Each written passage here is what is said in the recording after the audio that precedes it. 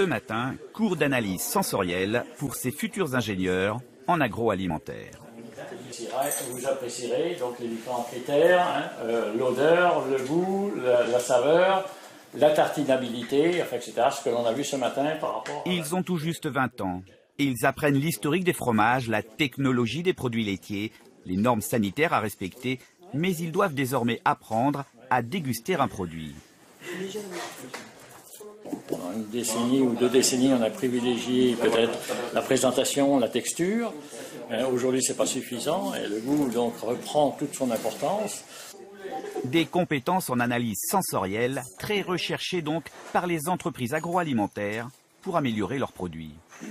Donc, étant donné que je vise recherche et développement, l'aspect goût, l'aspect saveur, ça va être très important dans cette formation.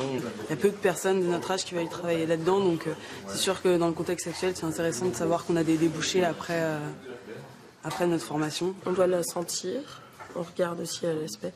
Et après, sinon, on met en bouche, on garde un peu plus longtemps jusqu'à ce que ça remonte au niveau des narines. C'est le rétro-olfactif. Je sais plus le mot.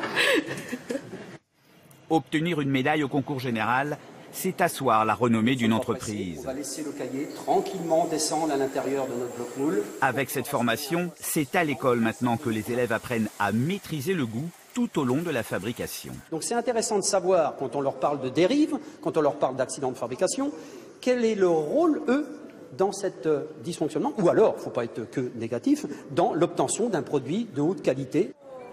Les voilà enfin à Paris. Vous allez pouvoir commencer la dégustation.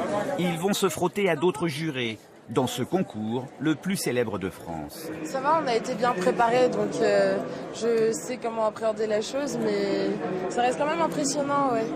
Cette année, c'est la première fois que le concours général accueille des jeunes en formation agroalimentaire.